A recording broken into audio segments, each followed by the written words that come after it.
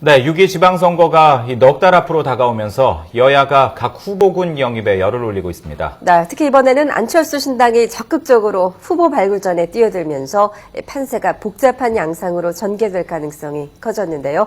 전문가와 함께 말씀 나눠보도록 하겠습니다. 배재대 장성호 교수 그리고 정치평론가 이종훈 씨 스튜디오에 나오셨습니다. 어서 오십시오. 어서 오십시오. 네. 예. 네, 안녕하세요. 자, 먼저 역시 최대 승부처는 서울일 거고요. 네. 저희들이 여권 이야기를 해보도록 하겠습니다. 여권에서는 서울시장 후보로 일단 이해운 최고위원이 출마하겠다 밝혔고 정몽준 의원은 안 한다라고 이제 불출마 선언을 했습니다. 그런 가운데 김항식 전 총리가 계속 이야기가 나오고 있는데요. 얼마 전에 그 제안이 오면 대답할 것이다 이렇게 얘기를 한 걸 가지고 그 언론사에 따라 조금 다르게 좀 해석을 하는 것 같습니다. 먼저 출마할 것으로 보는지 아니면 불출마 선언이라고 봐야 되는지 어떻게 해석하고 계시는지 궁금합니다. 저는 하여튼 큰 틀로 보면 김항식 총리가 자꾸만 등장하는 것은 저는 전략적인 어떤 교란 작전인 것 같습니다. 여기서 어떤 묘한 여운을 남겼다고 하는 것은 본인은 의지가 강한 것 같고 그러나 집권당이나 청와대에서 일정 부분 제의는 없었다. 이런 측면에서 지금 볼 수가 있는 것 같고 출마 가능성은 저는 그렇게 크지 않다고 봅니다. 예. 그리고 지금 이해운 최고위원이 지금 출마 선언을 기존 이미 했기 때문에 여당에서 서울시장 후보로 지금 기본적인 관점에서 보면 국회의원이 아닌 최고위원급의 중진을 출마 선수로 이렇게 내보낼 것 같아. 예. 그런 측면에서 박근혜 정부나 박근혜 대통령의 인사 스타일 그리고 새누리당이 지금까지 했던 어떤 포지션을 보면 이해운 최고위원이 후보로 나서지 않을까. 저는 제일 가까이 가 있는 것 같습니다. 예. 그러니까 김 전 총리의 출마 가능성은 그리 높지 않다 이렇게 네, 저는 전망을 그렇게 보고 있습니다. 해주셨는데요. 어떻게 보십니까? 네, 뭐 가장 중요한 것은 그 선거 구도죠. 예. 그러니까 박원순 시장을 이길 수 있다, 뭐 이길 것 같다, 그 가능성이 높다라는 판단이 들면 새누리당 쪽에서는 당연히 서울시장 후보자로 나오려는 사람들이 많겠죠. 예. 근데 지금 상황이 그렇게까지 그 낙관적인 상황이 아니다 보니까 네. 후보자들이 전부 다 좀 그 주춤주춤하는 내지는 이것저것 좀 상당히 그 재는 그런 모습을 좀 보이고 있는 그런 단계고요. 이렇게 되면 결국 그 당 차원에서 이른바 전략공천으로 갈 수밖에 없다. 이렇게 생각이 됩니다. 그러니까 두 분 다 뭐 김 전 총리가 출마하면 경쟁력이 아직은 그렇게 높지 않다 이렇게 보시는 네, 건가요? 근데 전략공천을 한다고 전제했을 때, 예. 그러니까 전략공천을 받고자 원하는 사람들 경우에는 아직까지는 그렇게 적극적인 행보를 보이지 않을 가능성이 있습니다. 그래서 김항식 전 총리도 제가 보기에는 뭐 염두에는 두고 있는 거 아닌가 개인적으로 그렇게 생각하고 있습니다. 예. 이번엔 야권 이야기도 좀 해보겠습니다. 이제 안철수 의원 측 모든 지역에다 후보를 내겠다 이렇게 밝히고 있고 서울도 예외가 아니라고 밝히고 있습니다. 서울에 후보를 낼 거라고 보십니까? 어떻게 보십니까? 안철수 이제 사정추부터 해서 신당 창당 작업이 앞으로 진행될 텐데 정당이 후보를 내지 않으면 정당이 아니죠. 그리고 지금 지방선거의 가장 하이라이트인 서울에 후보를 내지 않는다면 앞으로 안철수의 새 정치는 실현될 수도 없고 그리고 정당 자체도 만들어질 수가 없다 이렇게 보기 때문에 서울시장 후보를 포기할 수는 없을 겁니다. 그래서 저는 반드시 내리라고 봅니다. 그러니까 서울시장 선거가 사실은 지방선거 중에서도 가장 핵심에 해당한다고 봐야 되겠죠. 그러니까 정책적인 성향 면에서도 그 수도권 내지는 서울이 보이고 있는 그 나름의 어떤 지향성의 의미도 있는 것이고요. 또 그 서울시장이 갖는 그 자리에 어떤 그 위중함이랄까 그런 것도 분명히 있는 거죠. 그래서 만약에 안철수 신당이 서울시장 후보를 내지 않는다면 사실은 지방선거를 포기하는 거나 다름이 없습니다. 그렇기 때문에 반드시 내겠죠. 그 두 분 다 안철수 신당에서 서울시장 후보를 내겠다라고 얘기를 하셨는데 많은 분들이 지난 서울시장을 많이 그 선거를 생각할 것 같습니다. 안철수 당시 그 안철수 교수가 박원순 후보를 이제 밀어주는 그런 상황에서 이제 시작이 됐는데 지금은 이제 상황이 달라졌기 때문에 박원순 현 시장이 상당히 이제 고민을 할 것 같은데요. 안철수 의원을 만나려고 했다가 불발된 상황도 발생했고요. 이 두 사람이 좀 만나서 뭔가 좀 그 합의 이런 것들이 있을까요? 아니면 뭐 계속 갈까요? 그러니까 두 분의 공통점이 정치 현장에서 권력 투쟁을 하지 않았다는 데 공통점이 있는 거고 네. 예. 정치를 너무 라이브라고 그러죠. 정치를 너무 쉽게 생각하는 것 같습니다. 지난번에 서울시장 후보로 안철수 교수가 후보를 지지 선언을 하고 네. 5% 지지대에서 갑자기 서울시장이 됐지 않았습니까? 사실 본인도 서울시장이 되리라고 생각을 하지 않았을 겁니다. 그러나 서울시장이라는 권력에 가서 서울시장을 하다 보니까 예. 정치 권력이라는 것이 지속성이 있습니다. 계속 하고 싶은. 예. 그러나 지금 정치는 현실이거든요. 그때는 그때고 지금은 이제 새로운 각각의 정당의 베이스가 틀리기 때문에 예. 이런 가능성은 있을 것 같아요. 이건 제 이제 정치적인 상상력이지만 예. 박원순 시장이 탈당을 해서 안철수 신당으로 전격적으로 올 가능성도 민주당은 대비를 해야 된다고 봅니다. 예. 그것은 저에게 상상력이지만 예. 이럴 경우에 과연 민주당이 엄청나게 큰 타격과 그리고 어떤 갈등과 혼란이 빠지리라고 보는데 예. 이런 상상력까지 민주당은 해야 된다고 봅니다. 예, 그렇군요. 글쎄요, 저는 그 가능성은 상대적으로 좀 낮다 이렇게 생각을 합니다. 예. 그러니까 안철수 시장 입장에서 안철수 그 신당과 관련해서 사실은 박원순 시장이 상당히 좀 갈등을 할 수밖에 없는 지점들이 분명히 있죠. 조금 전에 말씀하셨듯이 안철수 의원의 도움으로 어찌됐건 그 서울시장이 됐기 때문에 예. 과연 민주당 간판으로 나가야 되나 뭐 새로운 신당 간판으로 나가야 되나 이런 부분 고민을 이제 하겠죠. 네. 그런데 이 당을 함부로 옮기는 것도 이게 참 쉬운 문제가 아닙니다. 그래서 아마 그런 문제들을 함께 좀 논의를 하길 원하는 것 같은데 예. 만약에 안철수 신당 측에서 그 박원순 지금 현 시장을 빼와서 자기 당으로 출마시킬 생각이었으면 안철수 의원이 좀 더 적극적으로 만났을 가능성이 높지 않나 이렇게 생각합니다. 예. 그런 움직임은 없다는 거죠. 그렇게 볼 때 안철수 신당은 그 새로운 인물로 가는 쪽으로 일단 방향을 잡은 게 아닌가 이렇게 생각을 하고 박원순 시장도 그 부분은 어느 정도 좀 각오를 하고 있을 것으로 박원순 시장도 사실은 무소속으로 시장 출마했다가 민주당에 입당한 그런 네, 상황이란 말이에요. 예. 그런데 또 다시 나온다라는 것은 그 다음 그걸 생각했을 그야말로 때 굉장히 그게 부담 그러니까 철새 정치고 그렇게 예. 되면 새 정치가 아니지 않습니까? 예, 네. 그렇군요.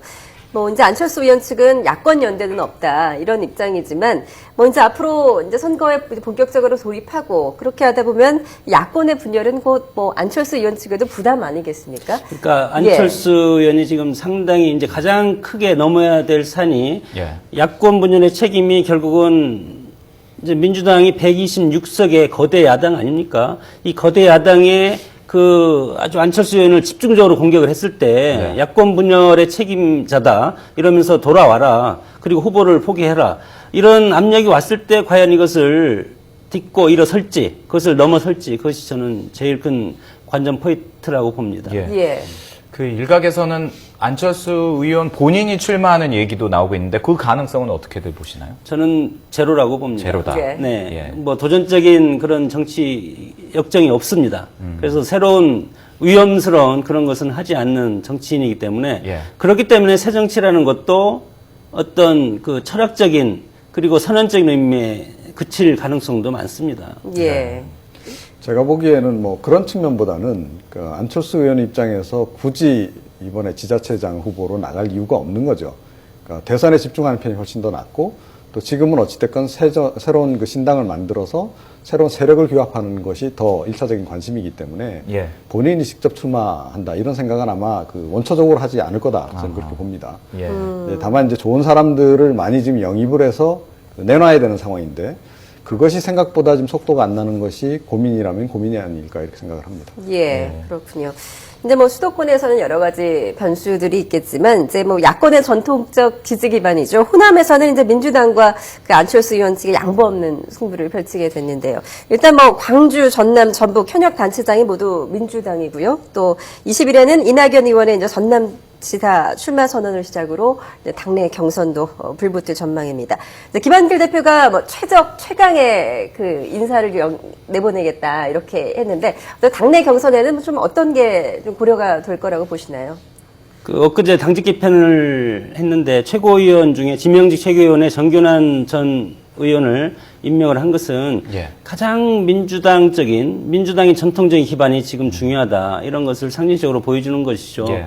그렇기 때문에 광주시장이라든가 전남도시라든가 이런 것은 구민주계 출신의 가장 그 김대중 대통령의 영향을 많이 받은 사람을 상징적으로 내세울 가능성이 있습니다. 예. 그랬을 때 뭐 그 강훈태 시장이라든가 그리고 이낙연 의원도 마찬가지죠. 예. 이런 분들을 이렇게 내세우고 36개에 보면 성동격서라는 거 있지 않습니까? 예. 제가 이렇게 가만히 따져보면 안철수 의원이 지금 호남을 공략한다고 대부분 언론이나 평론에서 이렇게 얘기를 하지만 그 이면에는 저는 부산 상륙을 준비하고 있다고 봅니다. 예. 그래서 부산시장을 새누리당 일대 타격을 가하기 위한 준비를 하고 있기 때문에 네. 집권당인 새누리당도 상당히 지금 그거에 대한 대비를 많이 해야 될 것 같습니다. 예. 그 안철수 신당이 등장하면서 가장 지금 위기에 몰린 것이 민주당 아니겠습니까? 예. 그야말로 자신들의 텃밭인 호남 지역조차도 지금 걱정해야 되는 상황이 된 건 예. 맞는데, 그렇다고 해서 호남에 주력하는 것이 과연 바람직하냐? 그건 아니다. 오히려 조금 전에 잠깐 얘기가 나왔습니다만은 영남권에서 안철수 신당하고 더 철저하게 경쟁을 벌이고 예. 수도권에서 더 치열하게 경쟁을 벌이고, 그러니까 결국은 후보자 아니겠습니까? 후보자들을 어떤 사람들을 내놓고 또 그것에 얼마나 주력하느냐의 문제인데, 그렇게 주력을 하고 저는 최종적인 판단은 그 야권 지지층들의 판단에 맡기는 것이 훨씬 더 옳다. 국민들의 판단에 맡기자는 거죠. 예. 그렇게 가야지 그걸 자꾸 사전에 재단을 해서 지금 최근에 민주당 쪽에서 뭐 연대 얘기도 나오던데 이건 너무 섣부른 얘기다. 오히려 자충수가 될 가능성이 높다. 이번 경우에는 그렇게 예. 생각합니다. 그렇군요. 지금 이종훈 평론가께서 그 후보자 이야기를 하셨는데 네. 이제 호남을 놓고 한정 지어서 얘기를 해보자면 민주당과 안철수 신당의 그 지지도가 물론 순간적으로 엎치락뒤치락 한 적도 있습니다만 그 정당 지지도만 놓고 보면 안철수 신당이 높게 나타나고 있거든요. 그런데 이제 후보로 봤을 때는 민주당 후보보다는 경쟁력이 못하다 이런 얘기가 많이 나오고 있는데 그 원인은 어떻게 보시는지 먼저 우리 이종훈 평론가께서 얘기해 주죠. 아무래도 그 민주당이 그동안에 쌓아온 역사가 있지 않습니까? 예. 또 역사가 있고 또 지지 기반이라고 하는 것이 또 쉽게 그렇게 붕괴될 수 있는 것은 아니기 때문에 더군다나 텃밭이었고 또 민주당에 대한 그 서운함도 상당히 있지만 그래도 아직까지 기대감도 상당히 남아있는 상황 아니겠습니까? 예. 그렇기 때문에 이제 일단 조직적인 측면이라든가 또 그 어떤 민심을 좀 주도할 수 있는 그런 위치에 있는 것은 분명하죠, 민주당이. 안철수 의원 신당에 대한 그 사실은 그쪽에서의 바람은 약간은 아직까지는 좀 그 희망적인 것이 좀 더 많은 그런 상황입니다. 그래서 그런 것이 좀 더 구체화되는 것이 결국 인물을 통해서 이제 구현이 될 수밖에 없는 그런 상황인데, 예. 인물의 측면에서 봤을 때는 아직까지 민주당 후보를 압도할 만한 정도는 아니다 이렇게 보는 거죠. 예. 근데 이 부분과 관련해서 사실은 그 안철수 신당이 조금 그 유념을 해야 될 부분이 있는데, 자, 그러다 보니까 자꾸 그 이미 있는 명망가 중에서 어떤 인물들을 데려다가 자꾸 그 투입을 할 생각을 지금 하지 않습니까? 예. 그런데 그거는 안철수 신당이 잘못 가는 길이다. 그것보다는 오히려 좀 더 참신한 인물군을 발굴을 해서, 그러니까 예. 새정치라고 하는 그 타이틀에 걸맞는 인물들, 전혀 정치권에 그동안에 그 지명도가 없었다 할지라도 그런 인물들을 적극적으로 발굴해서 뭐 수도권도 그렇고 뭐 영남권도 그렇고 호남에서도 정면 승부를 거는 것이 훨씬 더 전 유리할 거다 이렇게 생각합니다. 예. 예, 정당이라는 것이 가치와 철학과 그리고 역사가 중요하거든요. 특히 이제 한국 정치 정당 역사를 보면 민주당의 역사가 60년 전통의 민주당 아닙니까? 예. 그런 60년 전통의 민주당이 하루아침에 무너질 수는 없겠죠. 그러나 지금까지 안철수 정당이 이렇게 뜬 것은 안철수 정당이 민주당으로 들어오는 전제로 해서 호남 유권자들이 전략적으로 지지를 한 것이고, 지금 안철수 의원이 새로운 정당을 만들어서 호남에서 민주당을 무너뜨리겠다 이런 식으로 지금 나오기 때문에, 자 그러면 전통적인 민주당 지지층인 그 역사성을 가진 지지층들이 이제는 투표용지를 머릿속에 그리고 예. 전략적으로 안철수 의원을 견제하기 시작했다. 지금 벌써 이렇게 나오는 것은 앞으로 3월이 되면 이것이 현격하게 더 많이 드러날 것입니다. 예. 근데 만약에 호남 지역에서 안철수 의원 측이 이제 광역단체장에서 한 곳 이상이라도 차지를 하게 되면 야권 재편은 어떻게 되는 겁니까? 그러니까 뭐 부산시장이라든가 그러면 예. 새누리당 일대 타격을 받을 것이고, 예. 그리고 호남에서 안철수 신당이 후보를 해서 당선을 시키면 호남에서 일대 민주당이 타격을 받을 것입니다. 예. 그러면 지역 정치가 다시 재편이 될 수 있는 그런 모티브가 될 수가 있겠죠. 예. 그러나 앞으로 이제 전개되는 과정을 보면 알겠지만, 기존의 정당 벽을 넘기가 쉽지 않을 것이다. 예. 그래서 역설적으로 안철수 의원이, 최대의 승부처로 하는 것은 서울시장에 매진해서 상징적으로 서울시장에 승부를 거는 것이 저는 가장 효과적이라고 봅니다. 예. 예. 저희들이 수도권하고 이제 호남 얘기를 해봤는데 영남 쪽, 부산 또 얘기도 해보겠습니다. 앞서서 교수님께서 그 안철수 신당이 호남을 발판으로 결국은 부산 이쪽에 상륙해 보려고 한다라고 얘기를 하셨는데 그렇다면 새누리당은 지금은 뭐 그쪽 지방이 대부분 새누리당 그 후보가 현역 시장 뭐 도지사가 네. 있습니다. 네. 그렇다면 이른바 안철수 바람 혹은 또 야권의 공약 이걸 새누리당이 어떻게 이겨낼 거라고 생각하십니까? 그러니까 지금까지 부산 시민들이 이제 오거돈 안철수 의원이 지금 생각하는 후보가 오거돈 전 해양수산부 장관 아닙니까? 네. 그래서 이제 해수부 유치라든가 그런 거에 대해서 집권당인 새누리당이 전략적으로 이런 전시 행정이라든가 이런 정책을 제시를 해야 될 필요가 있고 예. 그리고 새로운 인물을 빨리 내세워야 되는 것이 상당히 중요합니다. 예. 지금 당에서는 나온다는 사람 몇 명 있잖아요. 예, 몇 명이 있습니다. 이제 그 중에서 빨리 후보를 결정을 해서 인지도란과 부산 시민에 대한 어떤 여러 가지 정책 제시 이런 것들과 유권자와 후보가 일체감을 갈 수 있는 그런 것이 빨리 필요하다 저는 그렇게 봅니다. 예. 이제 다만 이제 부산에서는 안철수 의원이 오거돈 전 장관, 장제국 총장 등을 직접 접촉을 하면서 영입을 벌이고 있는데요. 네. 부산 지역에서 안철수 신당의 그 변수 어느 정도 된다고 보십니까? 부산에서 후보를 잘 내기만 한다면 안철수 신당 후보가 될 가능성이 굉장히 높은 그런 상황입니다. 예. 그러니까 그 지역의 그 여론이 과거하고 조금 그 좀 차이가 있거든요. 예. 뭐 영남권 그 신공항 얘기도 있었습니다만은 그것과 관련한 논란이 지난 대선 때도 굉장히 격렬하지 않았습니까? 예. 그래서 부산 경남의 민심이 과거 같진 않다는 거고요. 그런 상태에서 사실은 지난 총선 때도 그랬고 대선 때도 그랬고 상대적으로 민주당이 상당히 약진을 했습니다. 예. 그 지역에서. 그래서 선전을 했다 이렇게 봐야 되겠죠. 그런 기반이 있는데 그것이 과연 이번에 이제 뒤집어질 수 있느냐 없느냐 이제 문제라고 보는데 예. 뒤집어질 수 있는 여건은 충분히 지금 성숙이 돼 있다. 다만 그것을 그 터닝 포인트를 만들어줄 수 있는 것은 역시 인물이기 때문에 인물만 잘 선택한다면 그 안철수 신당이 그 지역에서 이길 가능성이 상당히 높아졌다. 저는 그렇게 생각합니다. 예. 그렇군요. 왜냐하면 신당의 예. 주주가 안철수 의원이 부산 출신이기 때문에 부산 시민들에 대한 동지감이 더 강하게 엮일 수가 있다는 거죠. 예, 그렇군요. 결국은 부산 쪽은 어떤 인물들을 여권에서 강력하게 내세울 것이냐 이게 뭐 그 승부가 그 변수가 될 것이다. 네, 그러니까 당에서 실세라든가 중진이라든가 대통령과 호흡을 같이 해온 예를 들어 서병수 사무총장 같은 예. 그런 분들이 이제 내려가야 되지 않을까 싶습니다. 예, 알겠습니다. 알겠습니다. 자, 지금까지 배재대 장성호 교수, 정치평론가 이종훈 씨와 함께 이 지방선거 넉 달 앞으로 다가왔는데요. 전망해봤습니다. 고맙습니다.